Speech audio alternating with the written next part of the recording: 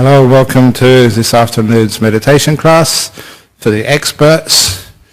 Well, not really expert, but the beginners class. The introduction to meditation, a series of 4 lessons starting today. That class is in the room to my right. This is the ongoing meditation class for those who've meditated before and who could sit at least 45 minutes.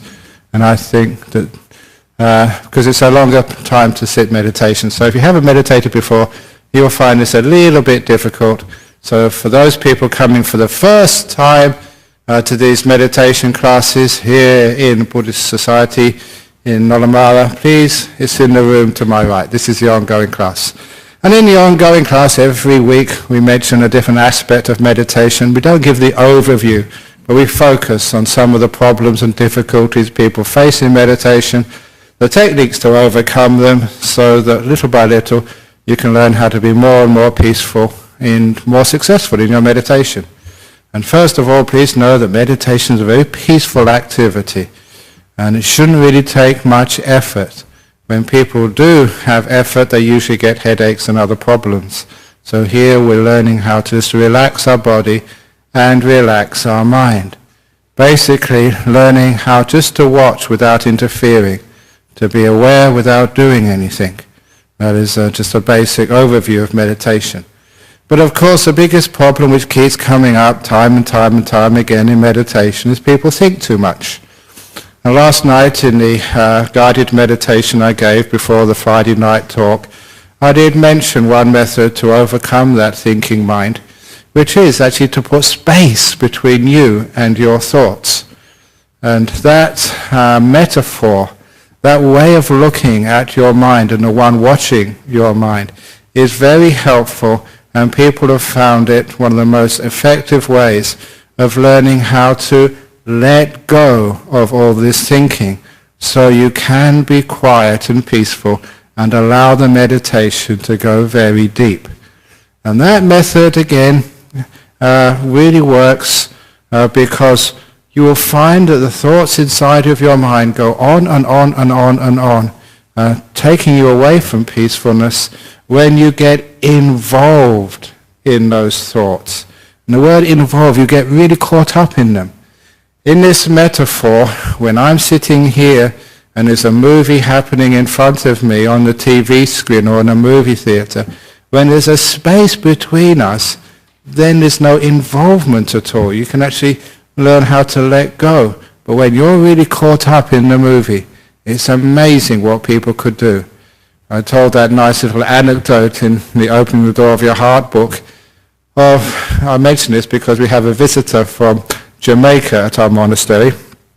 And one of my friends went to Jamaica about 30, 40 years ago.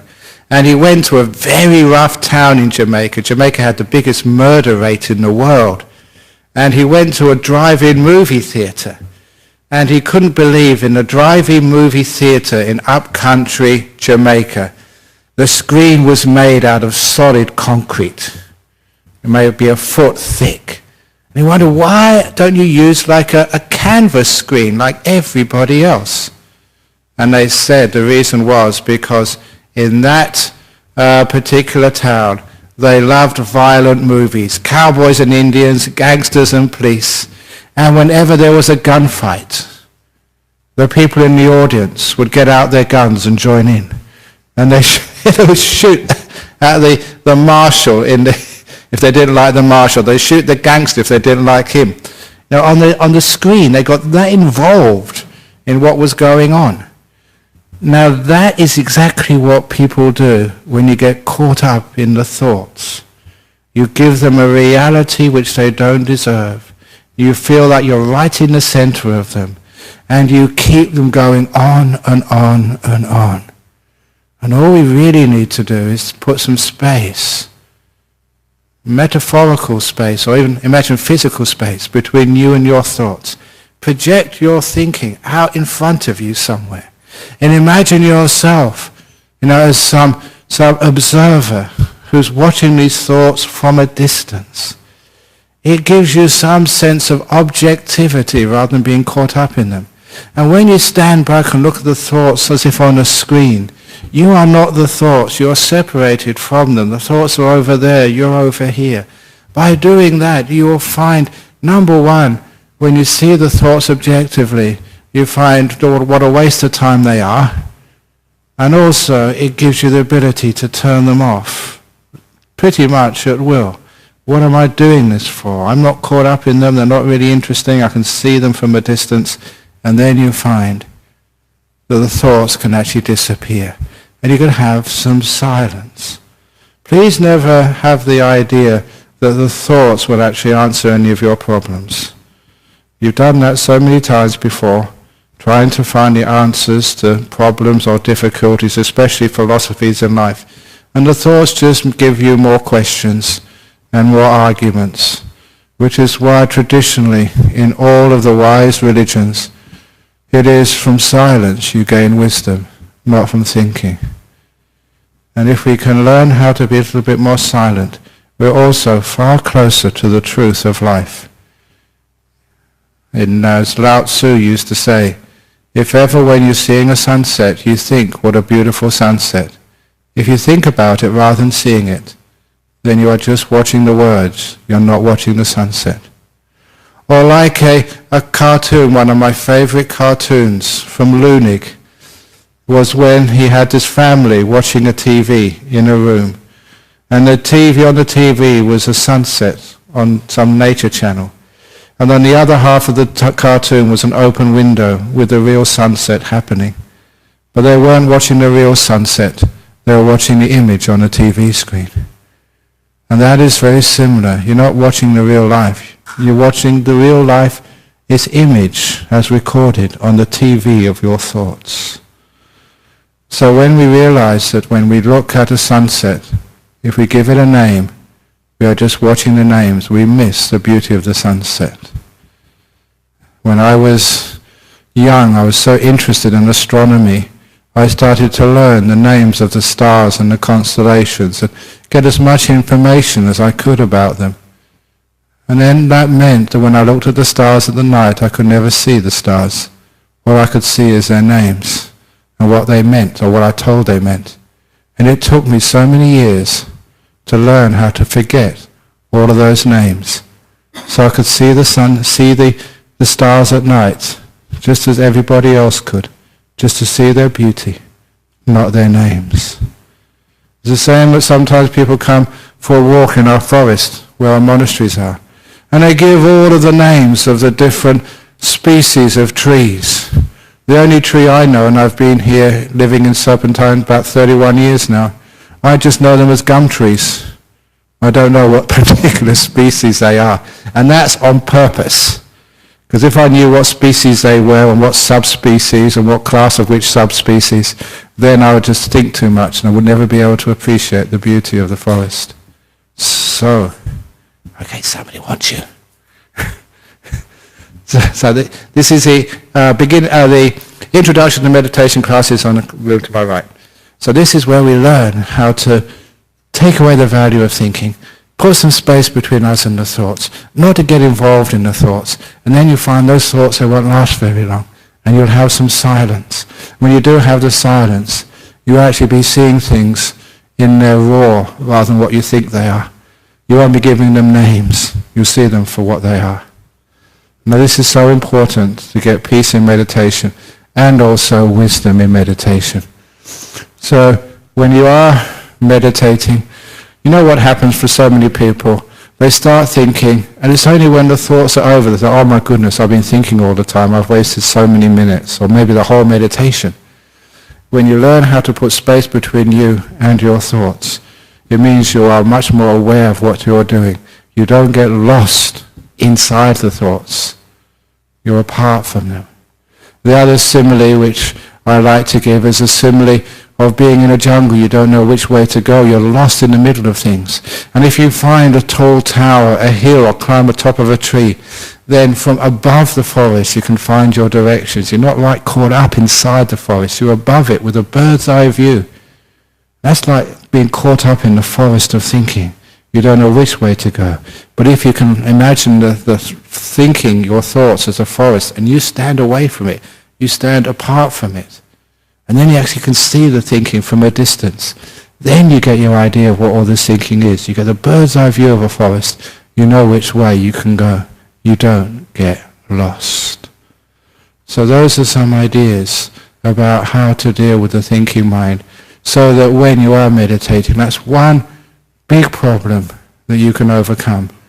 And it's also, if you can overcome it in meditation, you can let go of the thinking, allow it to just to stop by itself when you give it space between you, the observer, and the thoughts. You'll also find, if you have any problems or difficulties in life, any disappointments in life, you don't go thinking, and giving yourself a headache and losing sleep at night. Too many people do not know how to sleep efficiently. And if we can only just learn, even when we go to bed at night, putting some space between us and our thoughts. I'm over here, my thoughts are out there. Then you may be able to let go of those thoughts and have a really good night's sleep and not worry about anything. You deserve it. Okay, so that's just a little bit of instructions on how to overcome thinking. Now we're going to start our meditation, so if you want to get yourselves comfortable, whatever you wish to do, to move this, to move that, to get the body nice and comfortable. Before we start, I'm going to, as usual, give the introduction, give the guided meditation for the first 5 or 10 minutes, and then to let you go and to follow the meditation as you wish. Oh yeah, thank you. Can you please turn off your mobile phones? That's very timely.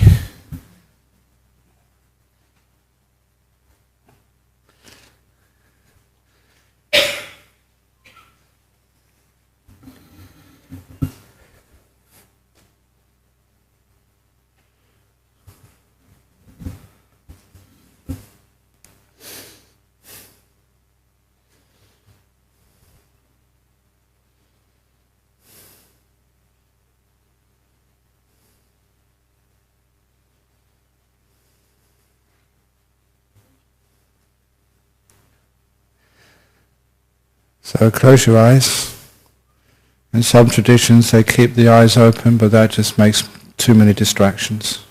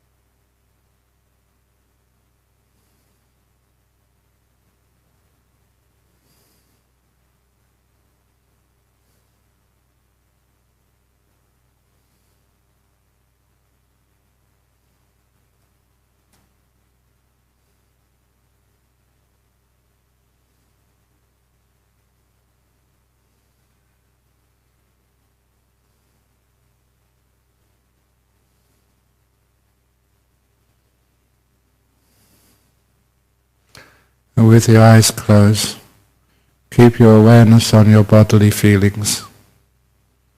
Aches and pains, heat, cold, pressure.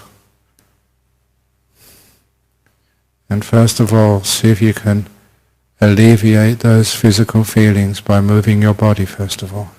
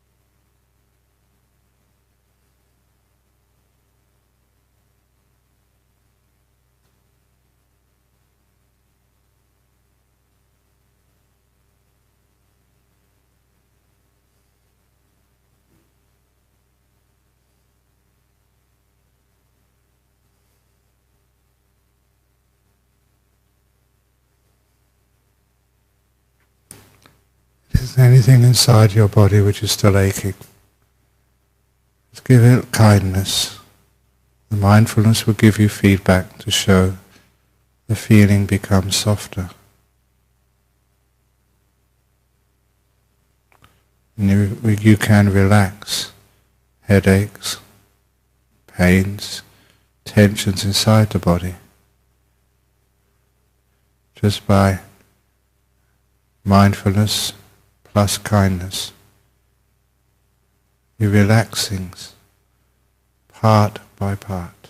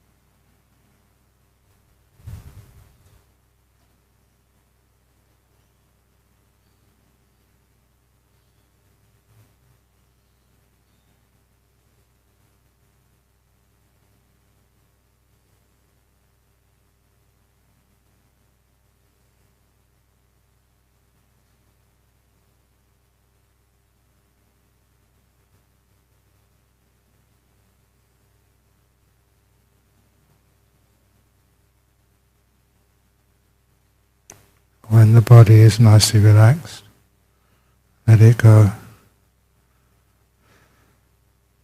and focus on relaxing your mind, the mental world.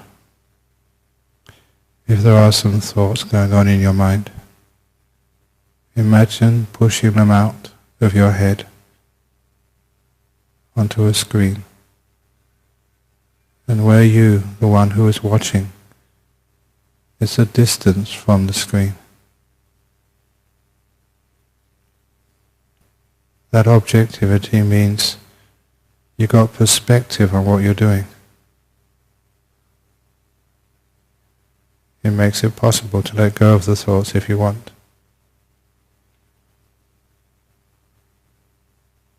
When you're lost in thoughts, you literally are right in the middle of them, like lost in a forest.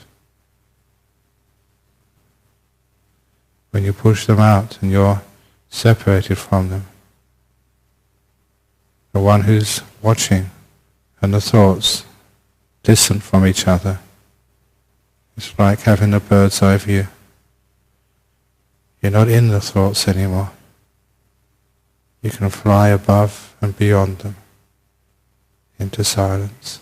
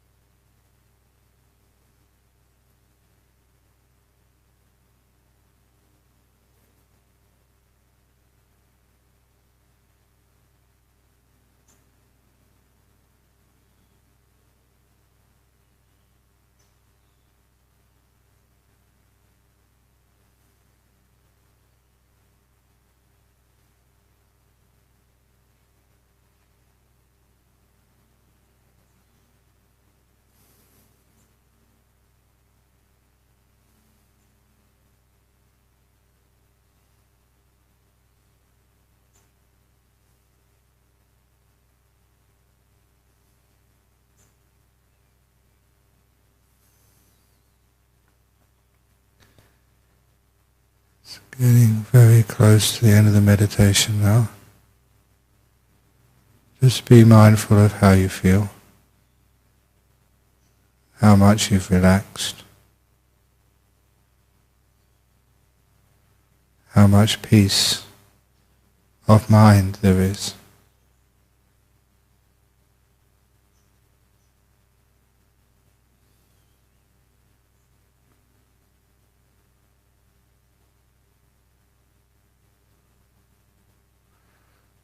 And in this meditation, what worked and what didn't, and why?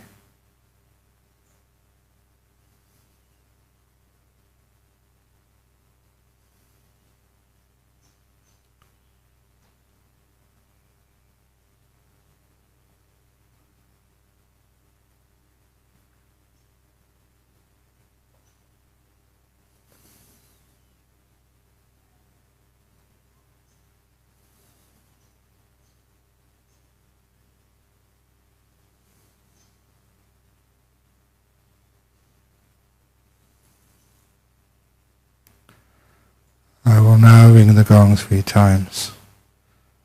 Please wait until the last sound from the gong vanishes.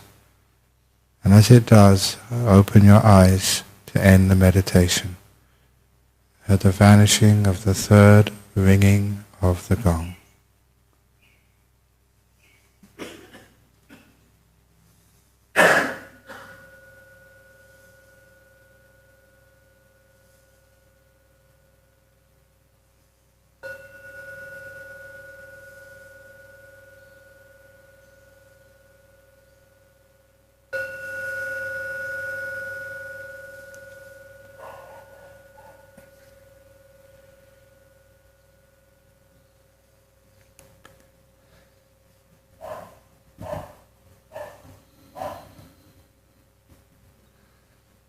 Very good. So, many of you know that these Saturday afternoon meditations are streamed live. So if those of you who can't come to the Saturday afternoon or you're overseas, that people listen in from all different countries and they have the opportunity of asking questions. Today we have 2 from Thailand and 1 from the United States. The first one, how do I deal with intense anxiety during meditation? The feeling that comes with no cause and I feel it deeply. So standard, any sort of feeling like that which comes in meditation, at least in meditation you have the opportunity to develop some awareness. So first of all, anxiety will get worse if you try and get rid of it. So instead we just investigate, what does anxiety feel like? And see if you can know anxiety well enough that you can write sort of, an A4 paper, sort of, maybe 2 or 3 pages on what it feels like. In other words, really be aware of it. Sometimes people say, I feel anxious, but people say, what does it feel like? Describe it to me. You say, well, it's just anxious, that's all. It shows you're not really aware of those emotions. So number 1, really get to know it. Understand how it feels as fully as you possibly can. And then when you feel it, not deeply, as they say in this question, but you feel it fully, widely, broadly, you understand it, and just the different sensations and feelings, both in the mental world and the physical world, then it's pretty simple to overcome. Once you know it, as it says in the Chinese art of war, know your enemy, know yourself, 1,000 battles fought, 1,000 battles won. It's actually knowing what this thing is, first of all. And then you can actually just experiment with just simple things like kindness. And as long as your awareness is strong enough, as I mentioned earlier, you'll notice that feeling of anxiety change. It's not the same feeling constantly from moment to moment, it changes. And if you're aware of the change, you'll notice that when you are accepting, kind, warm, embracing of those emotions, you'll find its intensity decreases. You can notice that because you're aware of what's going on. You're not trying to get rid of it, you're just getting to know it. And you'll find as it gets less and less, you'll associate The attitude which lessens things like anxiety is acceptance, kindness, basic compassion. Once you get that, and you make that connection, the rest is very, very easy. You get so compassionate you can just relax the anxiety totally away. As you also relax aches and pains in the body totally away. You get to know them first of all, basic mindfulness, awareness of these problems. I mean, really get to know them. That's a standard which I set for people. Can you just write down, maybe 1,000 words on what the anxiety feels like? You get to know it that well. And then when you get to know it that well, add this beautiful kindness to it, and you find it vanishes. Second question. I would like to practice reclining meditation as I'm getting old, which is lying down meditation. I am also getting older, and I know the person who's written this, you're not that old. But people do feel old. But even if you lay down and do some meditation, how many times when you go to bed at night you toss and turn, you can't find a comfortable position? And it's true that, for me, I'm over 60. Actually, I'm not 62 and a half. I had my 750th birthday about a month ago. Absolutely true. I won't lie to you. I can't lie because I'm a monk. And they even gave me a cake. Happy 750th Ajahn Brahm. 750 months since I was born. Not years. I quite like that because as a monk, the older you are, the more respect you get. So when I say I'm 750, people are like, wow, that's awesome. But anyway, unfortunately, so, even though I'm old, I get aches and pains now and again, still the most comfortable position for me is like sitting down or even walking when I have the right attitude to my body. In other words, I learn how to relax it. And if you can relax it sitting up, you can usually relax it laying down. But anyway, it continues. Unfortunately, I have used the technique of watching my breath or scanning my body with metta when I had insomnia or depression. It has worked well, but now whenever I try meditation laying down, I will just fall asleep peacefully. Wonderful. Sometimes people don't have enough sleep. They suffer from insomnia. I didn't mention that in brief at the beginning of this session, that a lot of times that because we think so much, we can't just fall into a nice quiet sleep. And just that much, just being able to have a good night's sleep is a wonderful thing for you, and just letting go of thinking is a way of helping that. So it's an incredible thing to be able to sleep well at night. And now you're falling asleep peacefully, and now you complain. Wonderful, well done, you're making a lot of progress. And so what happens next is when you catch up on your sleep, because many people have sleep deficit, they don't sleep enough. And when you catch up on that, after a while you wake up, and then you don't need to sleep. Some people can't sleep because they don't need sleep. And what one does, one just meditates, being in the present moment, letting go of all your thoughts and just being.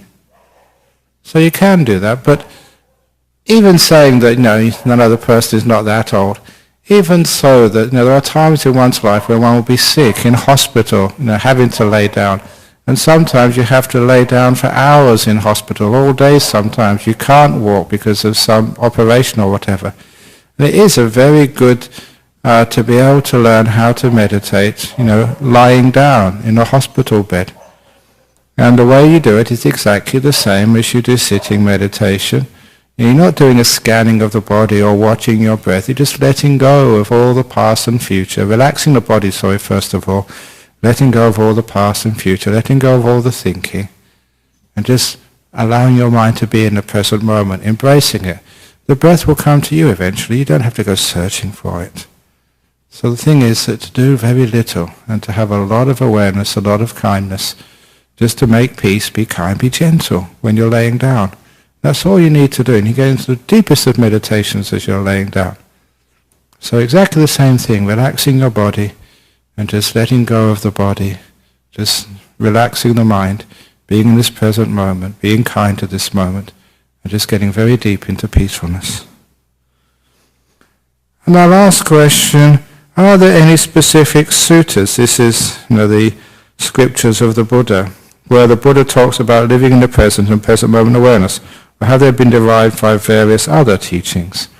The most obvious one is there's the 3 suttas, they're called the Bhaddekaratta suttas, in the middle-length sayings. So in the United States, if you look at the middle-length sayings, in Pali it's a Majjhima Nikaya, and it's called Bhaddekaratta. There's 3 suttas there. And I think they're usually called One Fortunate Night. And you'll find them there, and there you'll see little poems about letting go of the past, letting go of the future, living in the present moment. So it is actually straight from the suttas. So you can find it there. It's not from Eckhart Tolle. Eckhart Tolle took it from Buddhism. Unfortunately, that we never took out patents. We never got this idea of intellectual property rights. We've got no attachments, Buddhists, which is our problem. So people take this and take that, and we let them, which is nice. But it means that sometimes people make a fortune out of these sorts of stuff, which you hear here for free. There was a fellow who came to see me over in Kuala Lumpur some years ago. A really, really rich, came from a very rich family. And because he came from a rich family, when he had some sort of psychology problems, he went all the way to United States to, I think this, what was it called? It's one of these clinics which in Cleveland, Ohio, I think, where all these wealthy film stars and sort of rock stars go for rehab. And had a personal session with John Kabat-Zinn, who took this mindfulness business. What was it called? Anyway. No, the actual clinic. Mayo Clinic, yeah. That's the one. And he was, so paid an incredible amount of money for this. And when he came to hear my talk, he said, this is ridiculous. You give your talks for free. And it's far, far, far better than I paid all these thousands, hundreds of thousands of dollars for, to get it from the source. I said, yes, it's because we don't charge for it. That's why people don't come. And there's a lot to be said of that. So you get it from the source here. So much better value for money and straight from the heart of these things. So, so a lot of things come from the teachings of the Buddha or the teachings from the monks and nuns of our modern age. But you hear it here first. And so don't go spending money for this sort of stuff. Just can get it sort of right from the source, and it's really powerful stuff. State of the art, cutting edge. So anyway, any questions from the people here? That's the 3 questions from overseas. Yes, my good man. Bhante, could you explain for me what you consider halfway decent mindfulness in meditation? What I consider as what mindfulness? Reasonable mindfulness and reasonable concentration. What are the signs of it that past the point where you have this sort of like racing mind syndrome and it settles down? Could you say a few words about that, and then I've got some questions for what you do at that point. Okay. Reasonable mindfulness. Now, you know that I was one of those who started the idea that mindfulness is not just a thing, it has different degrees of power. And that's an important concept to add to mindfulness, because even when you wake up in the morning and you're half asleep, you still have mindfulness, but it's low power. Until you've had your first cup of coffee, you're not really awake. But you're awake enough, you can find your way to the toilet, you know where the light switches are, you're not sort of unconscious. Your mindfulness is low. And you have the ordinary mindfulness of ordinary people in this world. They're aware enough of the traffic, they know where the speed cameras are, they have some awareness. But again, the awareness we get in meditation is especially awareness which is focused on interesting parts of our being. The first thing is, I always say that the body awareness is usually where we start to build up some awareness, to find out actually how we feel. And that one of the first times I learnt this, as a Western monk living in northeast of Thailand, when we went on alms round, we weren't allowed to wear shoes or any sandals, it was always barefoot. And we were always stepping on things and cutting our feet. And when my master, Ajahn saw all these band-aids which were plastered on all the Western monks' feet, he couldn't believe it. And he said, you Westerners have got stupid feet. There's a very interesting way of calling it, calling feet stupid. Because it was very true. My hands were very smart, my head was very smart, but my feet were totally stupid. They didn't know what they were doing, because my mindfulness wasn't there. So little by little we learn how to be aware of our body. So we can actually feel, what's going on in it.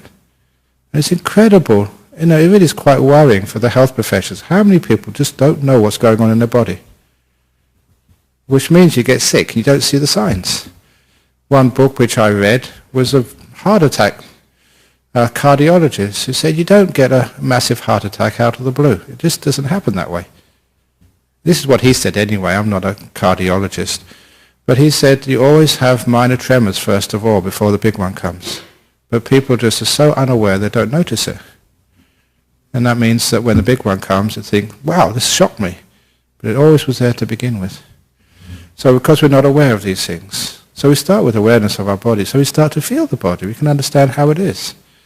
And then once you can do that, you can apply the same thing to your mental world. And especially as you know that mindfulness-based therapies are always about getting to know your mental world, which is another terra incognito for most people. Suddenly you get angry, suddenly you get depressed. It's not suddenly. That builds up over lots of negative mind states until it gets so bad it gets clinical. So when you start to get aware of what you're thinking, how you're feeling, then that's, you're beginning to grow mindfulness. And one of the similes which I gave, about getting some perspective, the thoughts over here, or emotions over here, and I'm over there. Because when you're right in the middle of it, you've got no perspective. You haven't got mindfulness. Basically, you're caught up in it. That's not mindfulness. And the other simile I gave it last night as well. Hand so close to my face, I can't see anything. Now, when I put it out here, I have mindfulness of my hand. I can see my hand, but I can see other things. I've got some perspective to it. That's another idea of mindfulness, the perspective. So, you're not involved. You can stand back and get some sort of objective view of your emotional world. And of course, you can see what happens next. You can understand things. And now I can see what's going on. Just like, the tower above the jungle. That simile I gave of going to the Mayan ruins in Tikal in central Guatemala and just going above the tree line, you can actually see where I came from the last day. You've got the bird's eye view. You're not caught up in the jungle of your thoughts and emotions. That's what mindfulness is. So once you have that degree of mindfulness, in your meditation, that degree, then you can actually start to get some peace. Because that becomes the goal. Now remember, please, don't mention the word concentration. You've been on too many of my retreats. Stillness, please, not concentration. To me, that's a dirty word. That has spoiled so many people's meditation. So once you have mindfulness, you can see how I can be more still. What am I doing which agitates my mind? And then when you go for stillness, you get more and more still. And the thing with stillness, it empowers your mindfulness. It makes it stronger and stronger and stronger until you get really blissed out. Yes. So my question was, where to at that point? That's really the take-off point. When I'm saying halfway decent mindfulness, I'm saying, yeah, got it. I'm at that point. Yeah. What do I do then when I've got good stillness, okay, and I'm not thinking about my personal problems because things are stable and the mind is not running around all over the place? Then you get very mindful of that thought, what do I do now? You notice that is what stirs up the mind even more. So you're aware of just what you're doing inside of your head, inside of your mind, whatever you wish to call it. And actually the wisdom part of mindfulness, because in traditional Buddhism, we would never talk about mindfulness apart from wisdom. We had actually a word. This is the Thai masters, they'd always say satipanya. Sati was mindfulness, panya was wisdom. It'd always be mindfulness, wisdom, mindfulness, wisdom, mindfulness, wisdom. In things like the sutras, sati sampajanya. Never sati alone. Always with wisdom. So you're aware and you understand what to do with it. So you're aware of that thought. What do I do now? And the wisdom tells you, shut up. Okay, so that's fine. Okay, that's good. And so my question then is, when you're at that point and you are, you've either got an object of focus or you've got a mindfulness, awareness without an object, okay? Now my question is, where to from there? There are a couple of different things, there's different masters that talk about stuff, and there's the idea of looking at the space between thoughts, there's the idea of looking at awareness of awareness, the stuff that's sort of at the more advanced levels of the Satipatthana Sutra, where you're looking at the flavours of the mind and mind objects and that sort of stuff. Can you say something about looking at awareness and these deeper levels, please? Now, first of all, you always have an object. So there's always an object of your awareness. You can't have awareness without being aware of something. So sometimes when you are aware and you're not quite sure what it is, find out what it is. That is a simile of like going out from a lit room into the darkness. At first you can't see what's going on. Stay there. Don't move, don't go anywhere, don't change anything. And soon the pupils of the eyes dilate and you can start to see things. That's what happens in your meditation. If you think you haven't got an object, it means you can't understand what it is. Stay there. And let the object which you are aware of just evolve, manifest itself. So the point is, in each one of these, you're always doing something. You're trying to direct your meditation. And that means there's no more stillness. Whenever you do anything, whenever you make a choice, whenever you say, what should I do next? How should I proceed? That question is what stops the meditation developing. No, but I'm talking about something much deeper than that, where you are not indulging in cognitions, which is what you're talking about. I'm saying past that point, when it's way past thinking, it's a feeling type state, it's like putting a spotlight or something. Even the act of focusing a spotlight is an act of will. Yeah, I'm so saying that. when you have got good concentration and at that point, and you've oftentimes said, and I know that you're a teacher that teaches absorption meditation techniques as opposed to other teachers in the Burmese tradition, that sort of stuff. So there may be a pathway, I don't know, but the point about it is, at that point where it's really, really subtle, awareness of awareness or whatever you want to call it, could you say something about those sorts of, that point? You do absolutely nothing. You can't have awareness of awareness. You are aware that you were aware of something in the past. So you're going back in time, you've lost the present moment, number one. So when you are actually at that stage, you're very careful not to do anything. If you like your mindfulness, like the simile of the two guards, they guard you from actually doing anything. There's an old, I like to say it's jokes because people remember them. I read in one of the in-flight magazines once that very, very soon you'll have pilotless planes because pilots who drive in planes make too many errors, and just the technology is so good that if it's all done automatically, you don't really need pilots, and the reaction times of the sensors is fractions of a second. A pilot takes at least half a second to make a reaction, and sometimes it's too late. So they said in the future there will be just one pilot in the cockpit with a dog. There's only two people up front. The pilot's job is to feed the dog, and the dog's job is to bite the pilot if it touches anything. Now that is what you do in that type of meditation. You have a dog which bites you if you try and do anything. In other words, you stop. Thanks. So I think you get it. When you do a simile like that, which is a funny story, you actually get it. This is automatic. Don't do anything. So if you can have a dog there which bites you, whenever you try and do something, what should I do next? And then you stop messing around.